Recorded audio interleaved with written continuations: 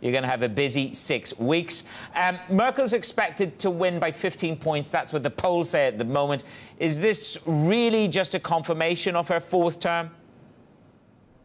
Well, she's trying to, and her party is trying to avoid that idea. Although they have a comfortable lead, she had a comfortable lead in her first election battle against Gerhard Schroeder as well, and ended up only winning by a couple of points. And then keep in mind, for a long time, very close to the election, Hillary Clinton was 15 points ahead of Donald Trump. So anything can happen. You know, just 2 months ago when Martin Schulz came back into this, or entered this battle from European Parliament, he all of a sudden was neck and neck with Angela Merkel, and the CDU was neck and neck pretty much with the SPD. He has since lost that momentum, and she, even though, as you said, she was on vacation for 3 weeks in the Dolomites, has really come back strong, especially as concerns over things like North Korea make it look like the smart choice to have the incumbent in office.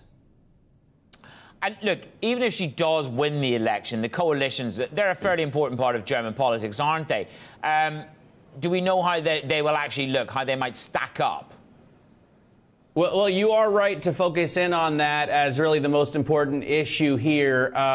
The SPD joined with Merkel's CDU in, obviously, this current regime and in her first regime as well. In the middle there, she joined with the FDP. And the problem is Angela Merkel has a tendency to occupy all of the middle ground. She takes credit for all of her victories personally, or gives that credit to her party. And for all of her failures and mistakes, she spreads that blame across the coalition. So the SPD may be wary of joining up with her again in another grand coalition. But just as well, the FDP, the liberals here, are also fairly wary, because they, after working with her in her second term, came back with no seats in parliament in her third term. So the question is, who's going to join with her and who would rather just sit in the opposition? But in Germany, you've got to make a coalition. It's very unlikely that anyone wins an absolute majority.